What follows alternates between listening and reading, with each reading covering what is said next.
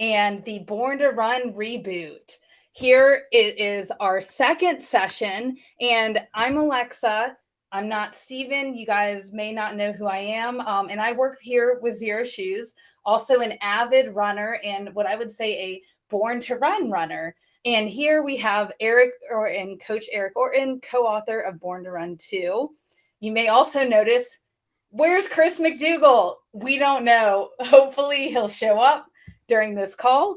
But for now, we're going to kick it off with myself and Eric. So Eric, I'm really excited because as someone who is a runner and, lifelong, has been running my whole life.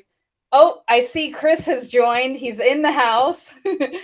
Hey, Chris, how's it going? Hey, I'm good. Hang on a second. From shaving. All right, awesome. Well, while Chris gets settled, Eric, why don't I go ahead and kick it over to you? And today we're going to talk about focus and fitness, two very important chapters in Born to Run 2. So I'm going to kick it over to you to talk a little bit about the topics of these two chapters before we jump into some questions. Yeah, thanks for having us on again, and welcome everybody. This reboot is kind of fashioned after some of the chapters in the book. So like you said, focus and fitness is some of the chapters in Born to Run 2. And focus is really the essence of how you're going to go out and execute your run based on levels of intensity. And through the whole book, we wanted people to kind of get a feeling of what certain intensity feels like. And we're going to dive into a lot of easy running and maybe even a lot of fast running today. But essentially, focus is what you're doing while you're out running. And then fitness is more of, we call them skills that you can do either during your run or before your run that go into developing good strength running for your focused running and for longevity, health, and performance. Yeah, great. Awesome. I think we got Chris here. Hopefully everything's good on that end. And before we jump into it, the Born to Run 2 book, I forgot to mention xeroshoes.com. You can pick up your copy. It is discounted and hand signed by Chris and Eric. They actually write each signature, and Chris is in Hawaii, Eric's in Jackson Hole. They mail them across the ocean to let the other person sign. Then they send them all to Xero Shoes warehouse, where we hand place them in every book lovingly. And so, all these topics that we're talking about, you'll be able to learn about when you buy the Born to Run 2 book from xeroshoes.com. All right, plug for the book in. We're good. Chris, let's see if your audio is working now. Audio working. Do I sound to you? You sound a little bit like the audio's cutting in and out. But no worries. While you figure that out, the topic with focus in particular, one of the things that I had a question for you, Eric. So you talk about running slow to get faster and to run faster. And as a runner, it's so hard for me to comprehend and wrap my head around, well, how, I just don't understand. If I'm not running super fast and clocking like low miles, how am I going to know if if I'm going to be fast, if all I'm doing is running really easy? So can you break it down and explain it to me? I want to preface that by saying we're not only running slow in the program. There's a lot of fast running, especially the second half of the program, where we do need to use speed and intensity for strength training and for run form. So learning to run really well slowly is super, super important for economy. And so too is learning to run really fast from a form, strength, and cardiovascular perspective as well. So we can dive in, but to answer your question, and I'll kind of answer it with you in mind, is that a lot of times when we hear we need to learn to run slow to run fast, that's going back to that economy. Is a lot of times most runners aren't running slow enough. And for you particularly, we wanted to take it back and run a lot easier than you're used to develop your form. You know, one thing we wanted to attack right away was creating some of those dysfunctions into performance-based good running. You had some wobbles that we had to take care of. And my sense is that based on your physiology and the type of runner you were always kind of running moderate, causing you to overstride. So we need to take you back and slow you down to create this efficiency that also goes into kind of fat burning. So there's a lot packed into it, but it's essentially it's creating a more efficient engine that then we look to do other things on the other end of that. Yeah, definitely. And, you know, as a lot of the runners probably tuned in here, like we just want to go all out right from the start, as if we're doing everything like a race. And speaking to all of you watching, I also wanted to mention we're doing a special giveaway just for live viewers today. And instead of going to a form and trying to enter, all you have to do is enter in the chat. You can write a comment, or if you save up your questions, we're going to take the last 15 minutes of this for Chris and Eric to answer your questions. So drop those in the chat. Drop in your comments of your own personal running experiences. That counts as your entry. And at the end, we'll pick a winner. So yeah, just throwing that out there. But yeah, like as a runner, I just feel like I need to immediately run fast. But you're right, Eric. I feel like I spent a lot of my time just running with a higher heart rate and feeling really exhausted at the end, not recovering efficiently in between each run. And so I think it's been a practice of patience. And I think a lot of runners experience like, you know, how can we feel patient and trust this process of focusing more on running economy and form, you know, to make it like so that when it's time for us to flip that switch and run fast, like we feel and we know that it's worth it, like right now for 2 months down the road. Yeah, I'll let Chris jump in after this, though. When we use that word patience, that means we're looking for something to end. And if we take that word patience, hey, this is a lifelong craft development. If we see it that way, we then have the patience. And Chris is a perfect example. Of patience? Oh, absolutely. Going back to Born to Run. First of all, seeing it as a craft, seeing it as something that you formulated through time of seeing running as a craft. First of all, how's my audio sound? Am I coming? Yeah, you're all like over good. the place. It's good for half a second and then it's bad.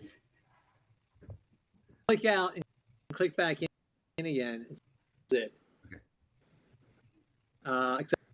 Be right back. All right. So I'll turn it back to you, Alexa. Knowing a lot about your training, what has helped you to become patient?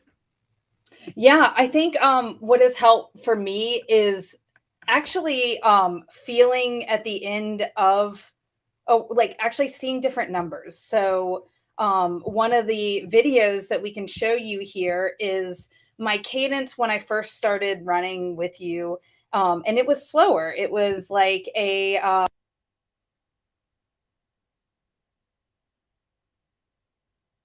170. And then now, even just this weekend, doing a 90-minute run, I was able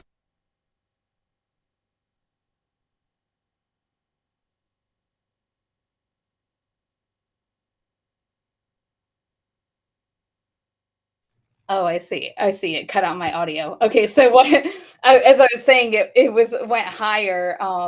You know, on this, and what I've been focusing on instead of that number of like minute per mile, focusing on what are these other metrics that are showing that I have better form, and cadence is one where I can see, oh wow, that number has jumped from an average cadence of, I think like it was maybe 170 to now 189, just like 2.5 months later of specifically running slower, focusing on foot strike and form. Right. And again, that's that efficiency. That's where we do get faster across the board by just creating this more efficiency. But what it's done for you specifically it's really shortened your stride, which is taking away the wobbles and all the overstriding dysfunction that you were from a pain standpoint and a discomfort standpoint. So two things are going on there. It's making you a stronger runner. And maybe going back to that patience thing is if we see every step we take as a runner is a form of strength training, that changes our perspective. And again, most runners aren't running fast enough and they aren't running slow enough. And we'll get into that later. Yeah. And one of the things that you guys talk about in the book on focus at the end of that chapter is the goal is the 1 mile test. And the 1 mile reminds me of like high school cross country mile repeats. But, you say, what is it with the mile? Why that specifically? That from a cardiovascular standpoint, that distance and that effort really has shown to replicate what we call a VO2 max effort. And you may have people out there may have heard, go and get your VO2 max tested in a lab. Well, here's a way to do your field test anywhere, anytime, that also kind of pulls in endurance and anaerobic capabilities, your threshold. And this is one big ball of whack that really tells you what I call your potential. And then we will see that improve through time and then put that into the appropriate endurance type of training that you need. And with that in the book, that is also our way of developing our gears. And we assign our gears in two ways. One is perceived exertion. So if someone wants to learn just to run by feel, they have gears for that. And secondly, we use the 1 mile test to develop pacing zones, or what we call gears. So if you really are geeking out on data, you can now you're going to understand what level of appropriate effort is for you based on what you're doing that day. And that's very powerful. Chris, let's see if it works this time. If not, how's this? How's my audio? Beautiful? Is it working? Actually, maybe it may still be a little off. Keep talking. Off, huh? Because the video... We could have me talk and see how close I would get to... We've done enough of these where I think I could... You know exactly what I'm going to say, huh? You got your phone on? Yeah. How's it? It's across the room. So crappy. Keep going. So crappy audio. Getting better. Is it getting better? Yeah. Up to the high. It gets better and then it gets worse. Browser. What browser you guys?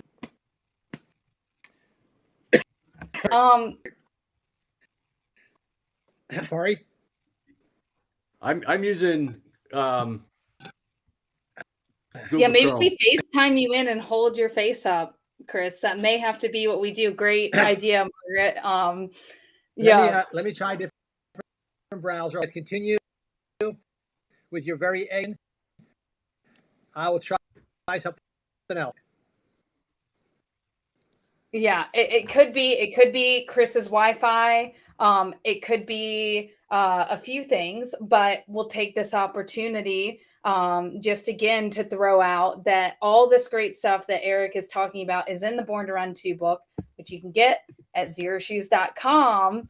And it's a really great, one of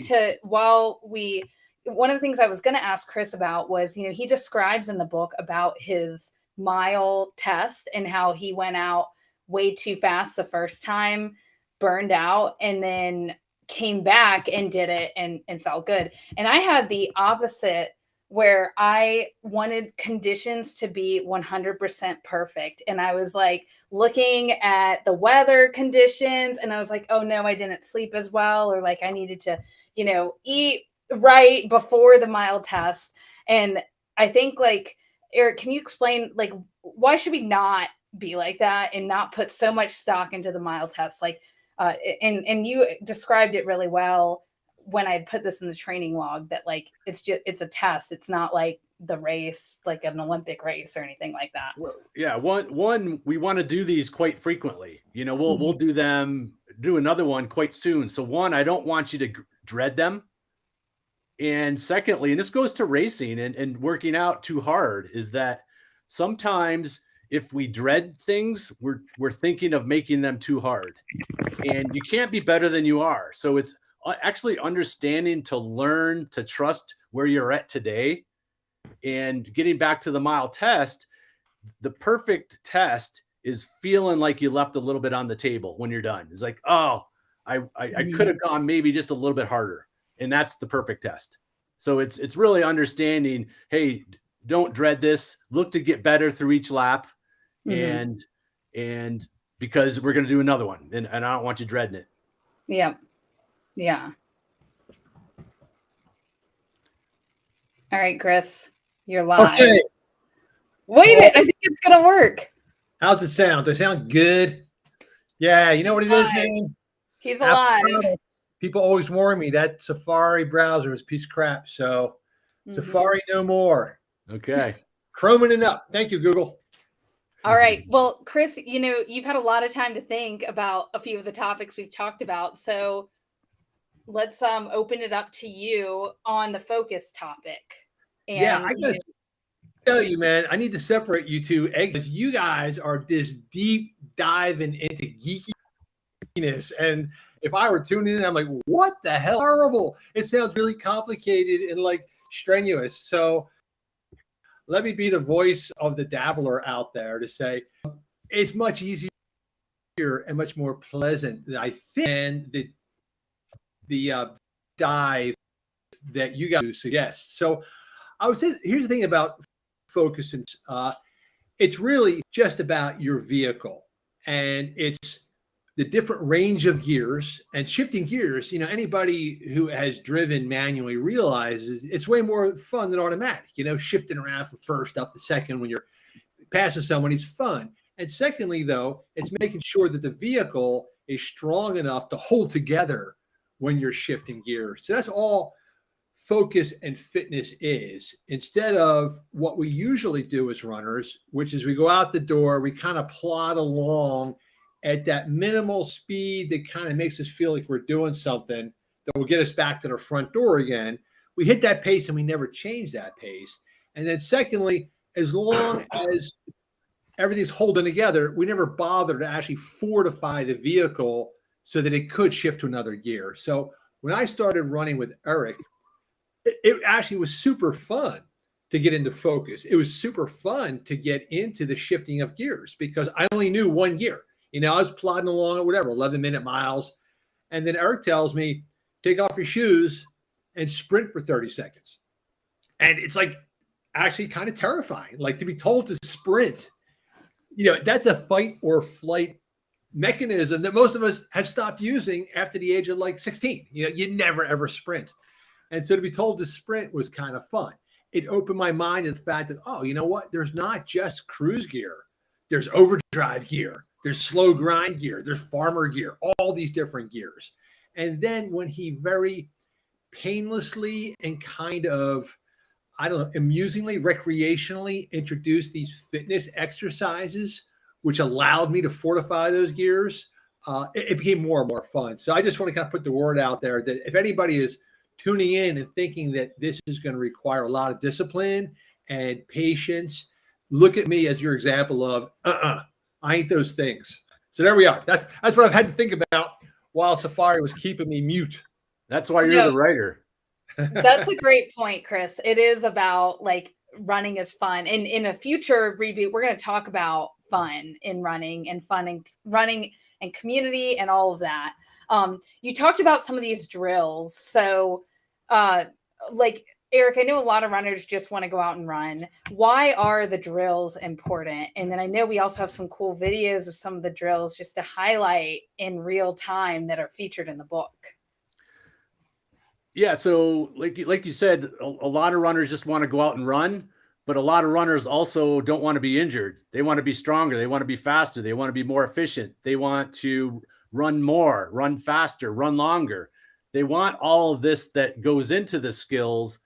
But that's maybe what this book is for, is to really show in a fun way, hey, here's a lot that you can do during your run that doesn't have to take away time from your run. That's fun and it's going to give you all the benefits that we all want as natural runners. Can I give an example, Alexa, of a skill that is super fun? So I was just realizing there is no teacher in my life that I've maintained a relationship with for more than a year. And with Eric, it's 15 years. So that is 1,500% longer than any other teacher I've ever listened to in my life. And so the fact that Eric and I collaborate and really like each other, and the fact that I keep doing what he says means that he has figured out how to reach me where I am. And I honestly feel like that is his unique genius. There are a lot of coaches who know a lot of really smart things, but what Eric does is he figures out what you know and he deploys that. So rather than him telling you, hey, I know this, do it. He's like, well, what do you do? Let's use that. So the most common example he throws at me was early on, our first meeting in Denver. He's talking about intervals and repetitions and strength, and he could just see me just like, ain't going to happen. And he said to me something like, well, what do you like to do? What do you do for exercise? What do you do for strength workouts? And I'm like, nothing really. I cut a lot of firewood, because we heat our home with firewood. So I split about 3 cords of firewood. He's like, there you go. Splitting logs. Like he used that as a way, as an entry level, something I'm already doing. Mm-hmm. My favorite thing was when we were in Arizona with Chelsea Luger, who is a Native American wellness expert, young, fit, athletic, hates running. And we went for a run with her, and she would get it and then lose it, get it and lose it. And then language was not conveying to her what she needed to change. So Eric wanted to come up with a skill drill which she could use. So he goes, hey, you dance, right? She said, yeah. Show me a few dance steps. And then pow, she just starts to do a Native American powwow dance. And it's light, it's rhythmic, it's strong, it involves balance and posture. And he goes, that's your skill drill. What I like is the things he comes up with are not these rigorous things that you're supposed to do, but you're really, after a couple of weeks, you're never going to do them again. That matches people's natural habits. Let me just give you a quick example. It's my favorite. It's balancing on one foot because I can do it anywhere, anytime. I do it in line at the post office. I do it in front of the stove in the morning while I'm waiting for the coffee to brew. I'll do it if I see my wife doing it. I'll start doing it just to see if I can do it better than she can do it. So, and all it is you balance on the forefoot of one foot, keep the other foot off the ground. And you can use all the arms and legs wobbling you want. You can do anything you want, like a tightrope walker, to find your balance. Doesn't matter. And then when you fall off the one foot, then switch over, and then balance on the right, balance on the left. That is surprisingly super useful. It's a great strength and balance and posture drill, but it's fun. Once you start to do it, it just becomes like a little low-grade hobby. Yeah. And we actually have a video of that, which we will show, and we won't talk because it'll cut out our audio while it does it. Oh, okay. Here, we'll try that. Oh.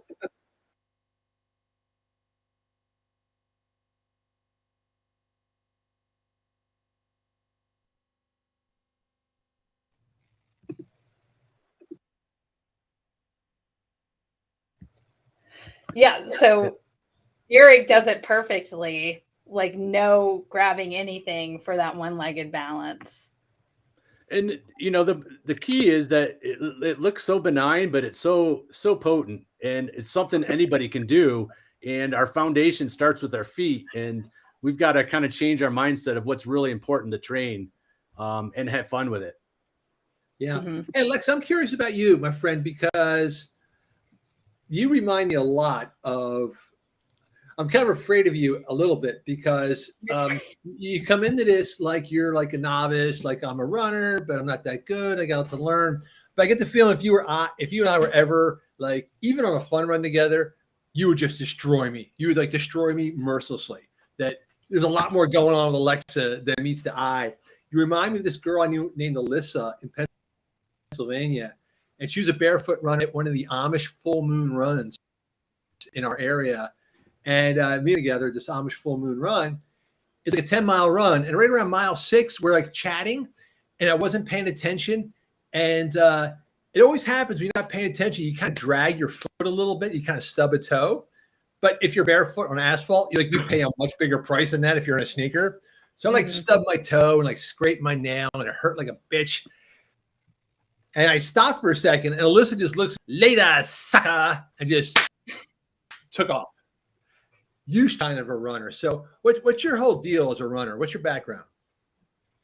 I mean, that could be me. I have been notorious for being like, yeah, let's run together, like run with some friends. And then you're in the race or the event, like not even a race. And then the competitive overdrive takes over. And I'm like, all right, if it's cool with you, I'm just going to go ahead. And I do that every time. So don't ever, or I've learned, one of the things I learned was don't ever like say you're going to run with people in a race, like running, training, love that. But yeah, and I think, I don't know, I feel like as runners, you learn that. But I grew up running. My family was all runners. My grandparents took me, there's videos of me like at 3 or 4 running on the local community track meet. And I just always grew up running. And then I got to the point in high school where cross country and track, you had to train and you had to do these drills that I was like, I don't want to go do the hill run on Saturday to like build up my strength running. I don't want to do the core work after the run or like these weird lunges and stuff like that. And I think maybe a lot of people who started as a kid may have had a similar experience. So then I hated running and I dreaded cross country and I stopped running. And then in college, I started to love it again and then started to run for fun first and then got back into like running more, wanting to like sign up for races and compete against people and stuff like that. So, yeah. So you would say that your own personal intensity it gets you into trouble, possibly? I think so. Yeah, definitely. So, Eric, you look at Alexa, who has got a lot of drive. How do you allow her to reboot her form and focus, her fitness and focus, without frustrating her, without making her feel like she's spinning her wheels? Well, we need to mention also that she's a triathlete. So she's doing a lot of bike training too. So a lot of her strength, what I would consider what we would do in strength running, typically is now being done on the bike because she's inside on a trainer and doing something a little bit more structured and a little bit more intense is more fun when you're sitting on a trainer inside. Okay. And so, but with that, I think it's a testament to her to just kind of to buy in the process and seeing it as a process and understanding that, hey, there is some things that we can fix that really help from how she feels. But it really comes down to, just like you did with Born to Run training, you kind of bought into it. And, if you're always resisting it, it's not going to work. So it really comes down to the athlete. Okay. And then how do you sell that to the athlete? I guess that was kind of the point of Born to Run too, was telling people, hey, running doesn't have to be painful. And maybe with someone like Alexa, do you have that conversation about, hey, you know what? All the aches and pains and soreness that you think is part of the program is the price you have to pay, doesn't need to be there. Right. Yeah. And that was a lot of dialogue early on, but then I think the key is to get them to the point where they start to feel it and they start to feel the difference. And then that's really where the process takes hold. And she, she mentioned earlier how her cadence is getting better. She's not overstriding, and her easy running has become a lot more efficient. And then we'll take that into a little bit more faster running once she's able to get outside on the bike. And then we'll do more endurance running or more endurance biking while she works on her speed on the run. Okay. So you give her little tastes where she feels the benefits and the results. You fold it into what she's already doing, and then off she goes. She likes to be structured. She likes to do things right. She's always asking, really simple but pointed questions to make sure she's doing things right. So she does want to do well, and she has goals. And I think, that also goes into it of having goals and having a purpose. And that can be a lot of different things for a lot of different people. What I love is the fact when someone doesn't have any goals and purpose other than to get started.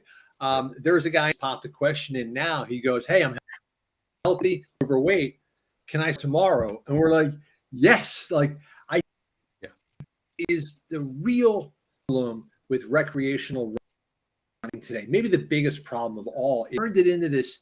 The concept is this dangerous thing. You gotta handle very carefully, or you're gonna get hurt.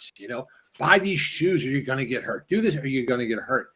And our belief is that humans around the world have run forever. They weren't afraid of it. They didn't wait. The early hunter-gatherers didn't say, well, I'm going to do a couple months of hot yoga first before I go hunt and gather anything. No, they're like, gotta go. Now, granted, we are not in the same physical environment as our predecessors. But so, Eric, I know what my answer would be. But if someone says, hey, listen, I haven't run in a couple years. I'm not in the best of shape. I want to get started. What to do first, I would say just start. How about you? Just start. And I think the key is two things. One, don't see running as a form of a workout or something to be anything other than running. Hey, we want initially, when you're coming off not running, we want to make running as fun and as easy as possible so you enjoy it. And so with that, doing less more often with the mindset, hey, this is not a workout. This is a thing that I'm going to go out and really learn to enjoy. And it's not punishment. It's not beating yourself up. It's not about that at all. Whether you're a competitive athlete or not, it's not about beating your body up. It's about treating your body well. And that goes into the joy, no matter what kind of runner you are. It's kind of like someone saying, hey, I want to learn to play the guitar. How long should I wait? Like, dude, don't just start playing the guitar, Take your time, start strumming. So correct me if I'm wrong here, Eric. So you get either an Alexa, who is fit, a triathlete, but may have some things that need to be corrected, or you get a Craig who hasn't worked out in a long time and wants to get back into it.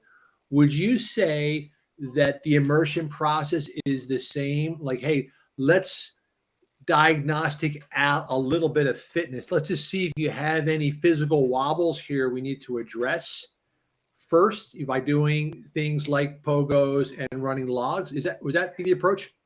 Yeah, I think just, how we lay it out in the book of how to get started is that a lot of the skills and drills and exercises are not only what every runner needs to be doing to create a good sound running, but it's also the diagnostic. If you're having trouble balancing on your foot, that's telling you something.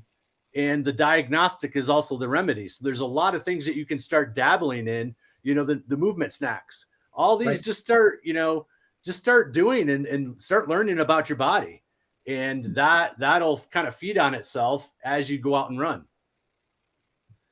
A question popped up, and it's something I think about kind of often.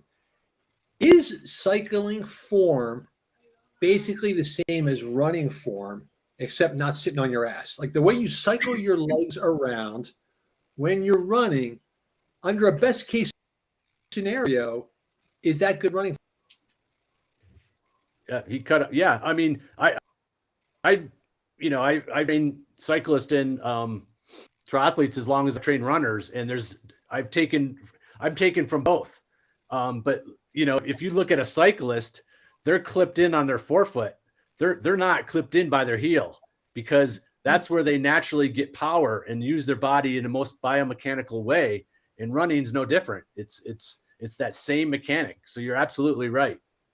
So someone who has been training on a bike, they're say recovering from injury or whatever, they've been on the bike.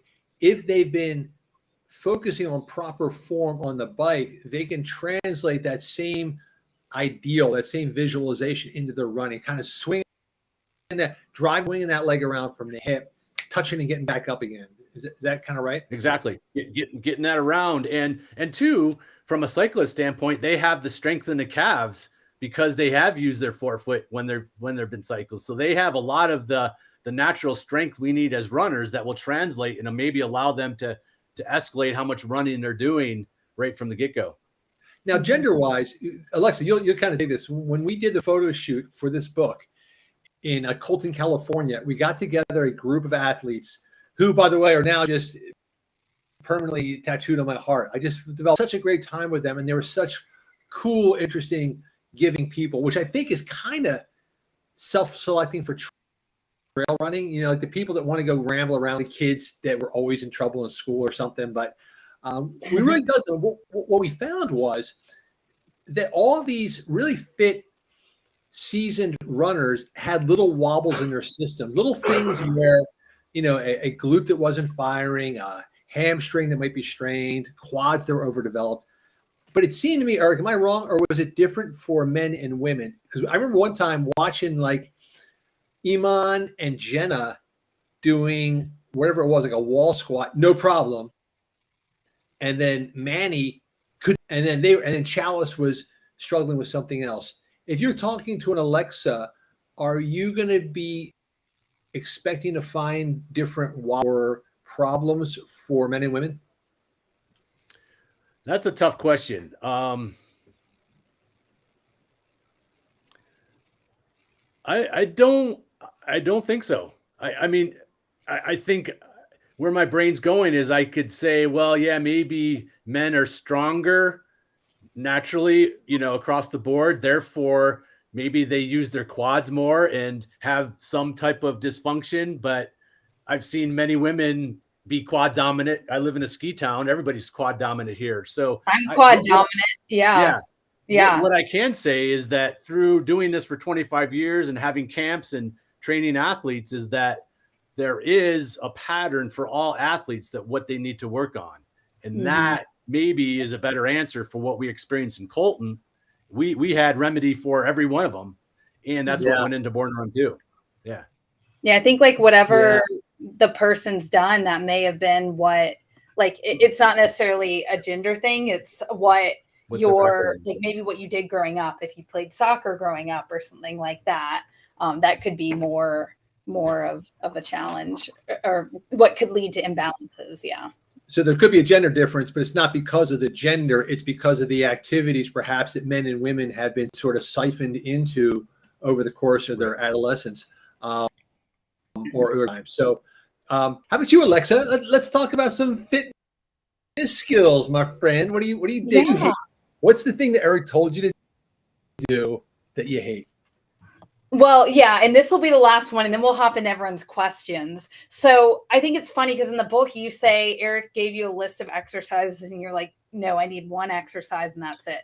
Yeah. I was like, okay, so how do I address to make sure that like this quad is stretched out, but also that like my foot core is strong, and how many reps exactly, not a range, how many sets, how many times a week do I do it before or after my run? I had all these questions like that Eric had referenced earlier. And I'm curious because I know I saw a few comments too of people wanting to know about like, you know, when do you do these sorts of exercises? So like my last question is like, is there time that like, what are the specifics on doing these drills and mobility and foot core, or is it do it when you can within your day or stretching? Yeah, the answer is always do it when you can, because it's better to do it when you can than not do it. But if scheduling is not an issue, it's always best to do it before running or even after your warm up. Because a lot of this is we're just turning muscles on, and it's going to make you feel better as you go for your run. So, so if there's one ideal, it's always before, but don't let that say, hey, I couldn't do it before, then I'm not going to do it. You know, do it at night. Do it like Chris does in the kitchen, standing at the post office. So there's a lot of ways to, you know, you're at the soccer game with your kids, you know, do some pogos. Yeah. Alexa, I think when we were exchanging emails discussing this, that phrase, perfection is the enemy of progress, that, very disciplined, thoughtful people like you, and I said like you, like it's like you're an alien species to me, but you want to know what's the proper amount, the proper time, the proper form. I don't care. I'm just jumping in. And I think that's what Eric does. Is Eric is trying to remind people you can actually go by feel. And so if you're doing pogos, there's no proper amount or time. Do it until it doesn't feel good, then stop. You're balancing on one foot and something feels uncomfortable, just stop. And the thing about it is there is an upward cycle of reinforcement that if you stop when it starts to feel off, then you'll be inclined to do it again. If you muscle through because you think you should do 75 of these, you're going to stop. You're not going to want to do it the next day. So go by the feel, the sense of like, okay, this felt pretty good. I stopped before it felt pretty bad. And that's Eric. Go by feel, teach your body how to interpret what's going on. And let that be your only standard. Yeah, great. Well, I'm going to put up the first question here from Kevin. And this one looks like it may be a good one for Eric.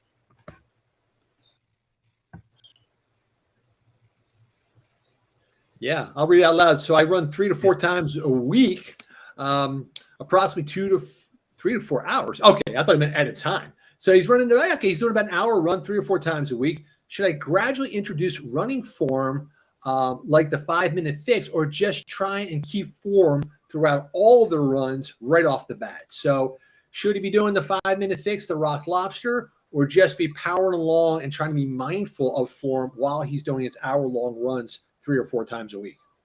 Yes and yes. The Rock Lobster is the reinforcement. I have a lot of my athletes do that at home prior to going for a run. That's their warm-up. So we're turning everything on, and that's going to reinforce everything. And I would say even stop when you feel like your run form is off during your run. Stop and run in place. Remind what the body needs to do, either from where you're striking the ground or having that cadence. So I would say, if you're way off of your run form and it's something that you always have to think about, maybe you pick 1 or 2 runs to start really focusing on that, and then let that trickle into the other runs where maybe you don't think about it as much. But it's really kind of comes down to you of how much you do want to focus on it. Yeah. The fix is it's 5 minutes. So, if I'm going to if I belong to a running, I would make this my thing, man. I would have somebody bring a Bluetooth speaker, and I would just say, hey, we're going to put on a song. It's going to be 90 beats per minute, and we're all just going to run in 5 minutes before we set off on our weekly run. It's only 5 minutes, but the pre-game fix of dialing in your form before you start will have a lot of resonance as you go further. Yeah. And Spotify has a 180 beat per minute playlist. And actually, I don't know if this is like, it'll pull songs from your songs into it. And we can talk about this on another session of running with music, but I found it fun too to mix that up and put that in your runs. But yeah, next question from Dean about how well rested should we be for a periodic 1 mile test? Yeah, I just had I coach Zach, who's in Born to Run 2. He's an adaptive athlete, and we are the 3rd training block in, and I just had him did his second 1 mile test. So that's 3 months in. That's usually kind of, I go 3 months and then 2 months. And, so again, it's not all the time, but you really kind of from an athlete training perspective, it's every 3 months. And then what about maybe also like within the week? Like, do you do it on a build week? Do you do it? Like, do you maybe rest the day before? Do you run normal and just do it as your workout for that day? It would definitely be during their rest week. So I'm going 3 weeks on building, and then the 4th week is always rest week. So in this example, that 3rd month on that rest week would be when someone would execute a new test. That's great. I wouldn't have even thought of that. I would have thought like, while you're going hard, just go ahead. And that's definitely probably the intense runner mindset. So that's really, really great advice.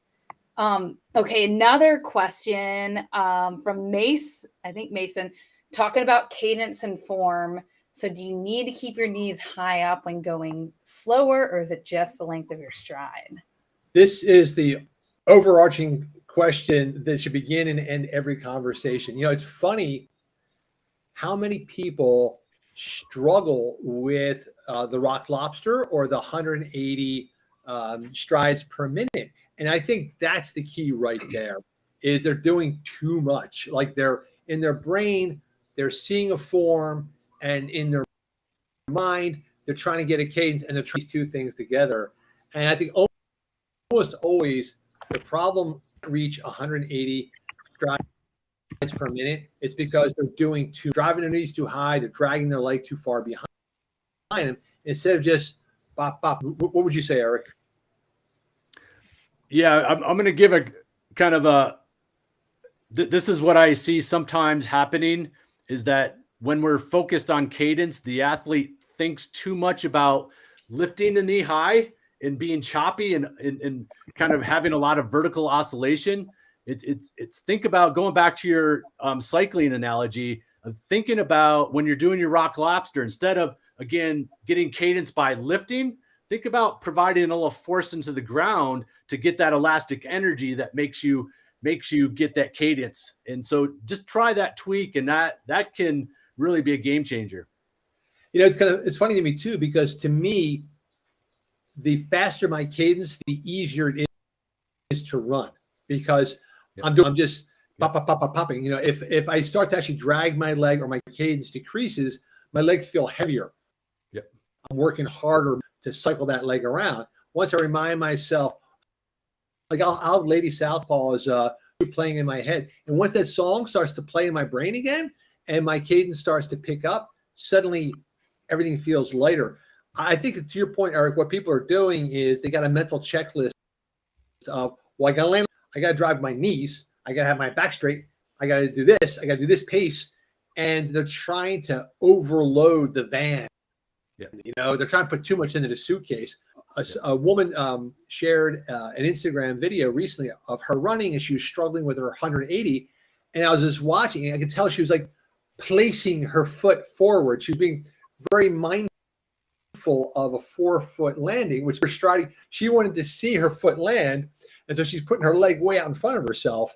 And you can't extend your leg and have this sort of ballerina 4-foot strike and do 180 at the same time. Whereas if she just relaxed and just popped along like a jump roper, it would have been easier for her. That's the thing about it. So when people tell me I'm struggling with 180, I just say, well, then forget except for 180. I love the video that my wife Mika did of doing Rock Lobster, because she's just like bouncing along in the backyard, super easy. And that to me is like the perfect example of how to hit that 180 without even trying too hard. And I'll add, because I think this is important. It's a lot of, we're getting tons of questions on this, right, Chris?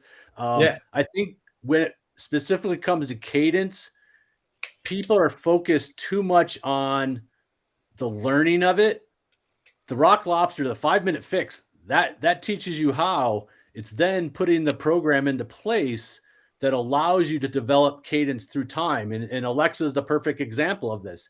She's taken 3 months to perfect this.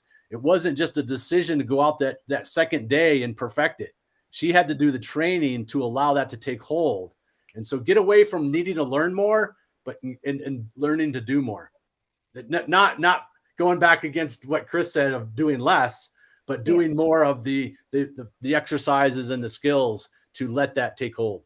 That is a good point too, because the exercises you lay out in Born to Run 2 are things which people can do, but they all kind of reinforce the same movement. So off with the 5-minute fix, running in place with your back against the wall to Rock Lobster. Okay, that feels pretty good. Then you add some pogos. It's fun, enforces the same movement. Then you go outside in the yard and you place a little ladder across the lawn of shoes. You space them out about 2 feet apart, and then you run over them, running over them. Then you're again reinforcing the same motion. It's basically Rock Lobster, then pogo, then running over logs. And these are all fun exercises that if you were working out for the first time today, you would find these things fun and interesting, challenging from a technical viewpoint, but not exhausting. And all you're doing over and over again, you're just rehearsing this perfect running form, but in a playful manner. Right. Definitely. Yeah. And I know we've already gone over the allotted time for this event, but we have so many questions that we're just going to keep going a little longer. And then we also have to announce our winner. But yeah, first I'm going to throw up this next question, and I'll let one of you guys read it out loud. I'll jump in there. If we're trying to get back into after not having run for a few months, how do we know our body shifts gears? I feel like my mind is always wanting to push. Body is ready, and it usually causes pain or injury unless I hold my fill in the blank. We'll What never does this know. person have to hold? Comment there. Unless I hold my lucky. So I kind of get this, Eric. This is, I'll guarantee this is a dude, right? I can't see the gender. I'm going to guarantee it's a dude because Matthew. it's testosterone. Yes. Is it? Yeah, his name is Matthew. Yeah, there you go. It's a guy that wants to go fast. And so that's the thing about it. It's racing versus running. So how do you deal with a Matthew that goes, yeah, all right. I'm going to bust you though. Going back to our gender question. Yeah. That's not always the case. I have an athlete who is a power lifter and she's a female, and my biggest job right now is to hold her back. So right. I'll rebuttal that. But to get to Matthew, this goes back to something we haven't talked about, but in a roundabout way, it's what Alexa was dealing with, is that learning to run easy well is where we need to create the most efficiency, because most of the dysfunction takes place when we can't run easily well. Most of our running should be done relatively easy. And if we can't do that well, that's where dysfunction takes place. That's where overstriding takes place. We think it's the fast stuff. But if you're doing all this moderate running where you're overstriding and never really pulling it back on either end, that's where the dysfunctions takes place. So I would suggest, perfect your easy running. And that's your strength training. That's your run form training. That's going to then translate to any type of running you're going to do later. We should squat on that for a second, because that is really important points. It's the first thing that Micah Caballo ever said to me, which kind of like when Barefoot Ted says stuff to me, I'm like, yeah, whatever, dude. And like not listening. I feel like I just read the back of a Starbucks cup, and then realized, oh no, that was actually really profound.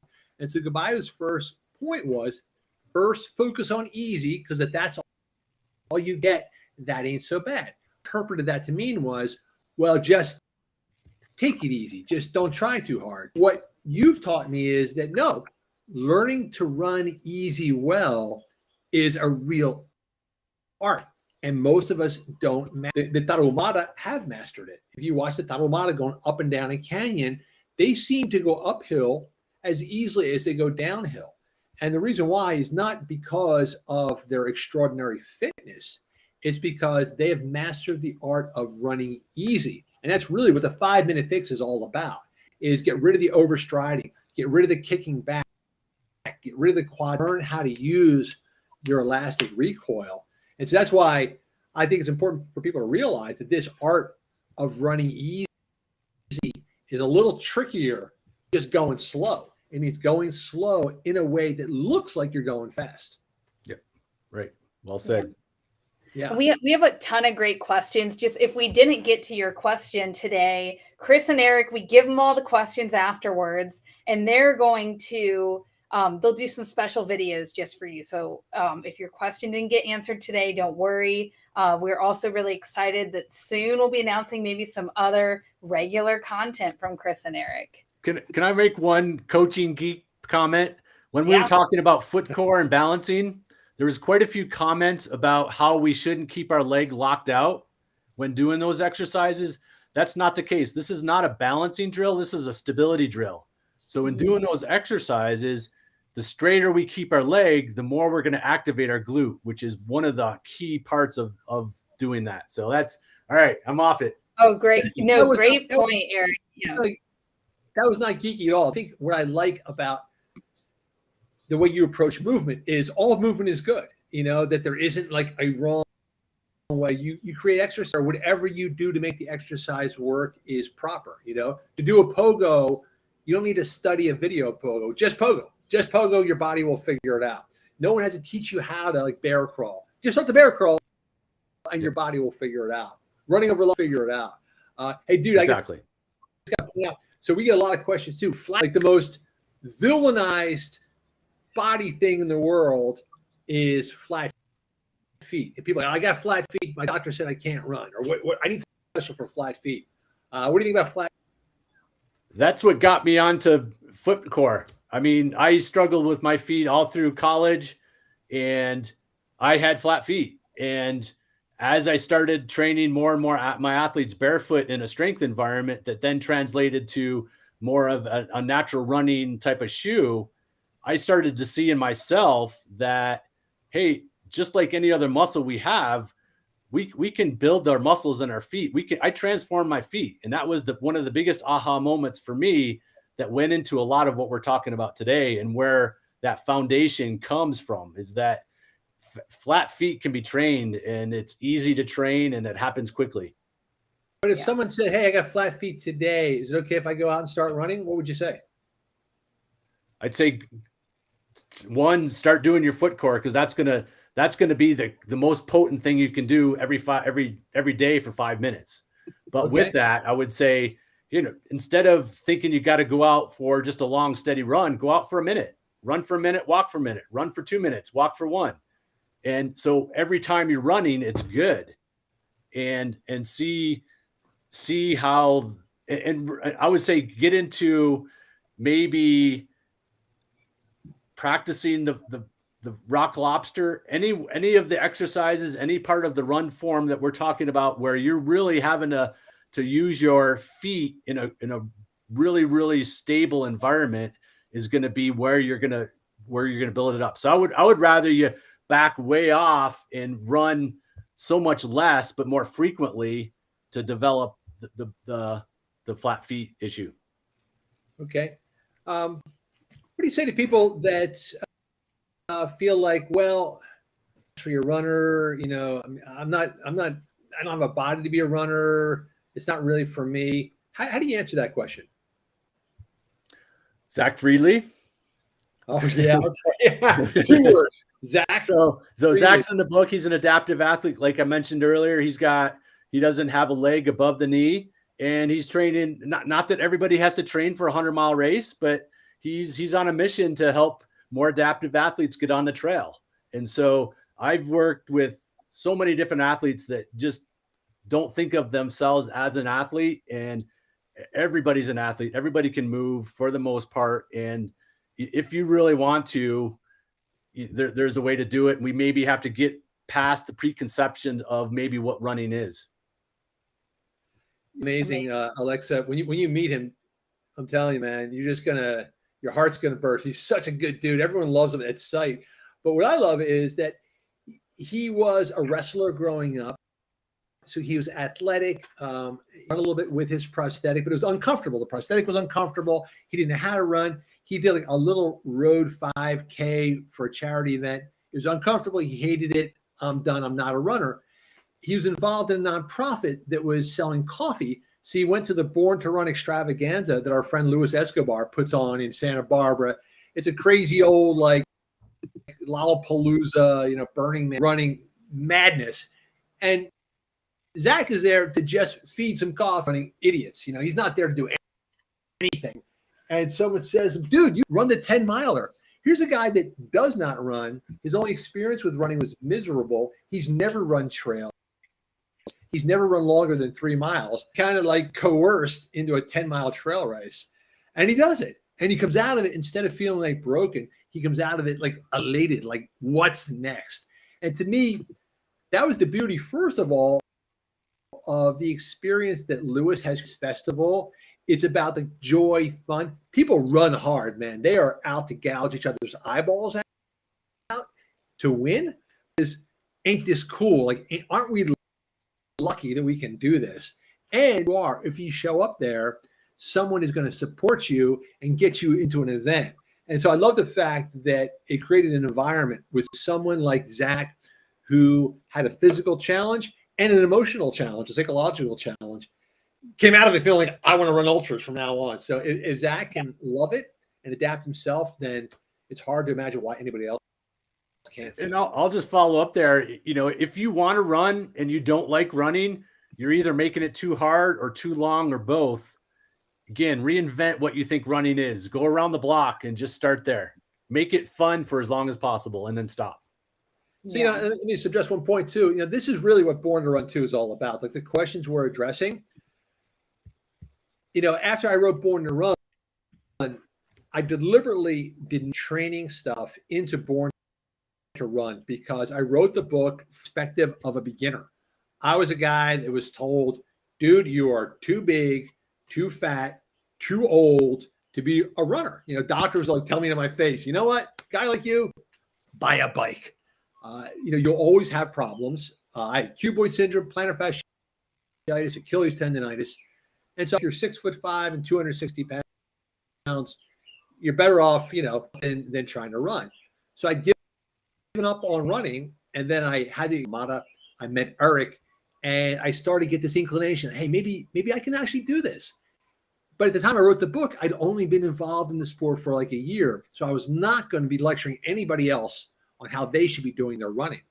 But now 15 years later, I'm looking back thinking the thing that Eric promised me was change your approach to running. You can enjoy it and do it forever. I realized, hey, this wasn't a one-time deal. This was an entire life.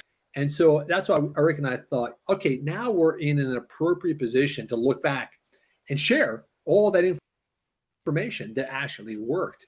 And people to understand why there's a Born to Run 2, it's because all of these questions about whether, what you should do and how you should do it and whether you should be doing it, that's what we wanted to address in this book. We wanted to change that running is this painful thing that you got to do in order to get in shape. Put it back into the playful thing that you can't wait to run out the door and do. Yeah, definitely. Yeah. Well, I mean, so many different questions we can dive into. This happens monthly. Before I go on, we're going to announce the winner. Drum roll. We'll see who it is. Greg Knott. Congratulations. I think you asked the question too. Yeah, I thought I saw one of his questions. Yeah. Yeah, send an email and you'll get some awesome prizes, including the Born to Run 2 book and your pick of Xero Shoes. Everyone else with your comments, we'll be back next month. If you don't already follow Xero Shoes newsletter, Chris and Eric provide their tips almost weekly. And also Born to Run World, Coach Eric Orton on YouTube has great tips. Chris, or Born to Run World, right on Instagram as well. You guys all have different tips on there. And we'll be sure to take these questions that you all have asked and make sure that we, Chris and Eric will pick a few and do special videos for you all. There's a funny quote. There's a funny message here from someone who goes, I love keeps going. Okay, I think that means like, shut up. No, we love it. We love it. Everyone is so passionate, and we're grateful that everyone tuning in here spent their Thursday night with us. So we're going to say goodbye today. Don't forget to follow Chris and Eric's journeys on through Xero Shoes and on social media. So with that, thank you, everyone, and have a good night. Right. Thanks everybody.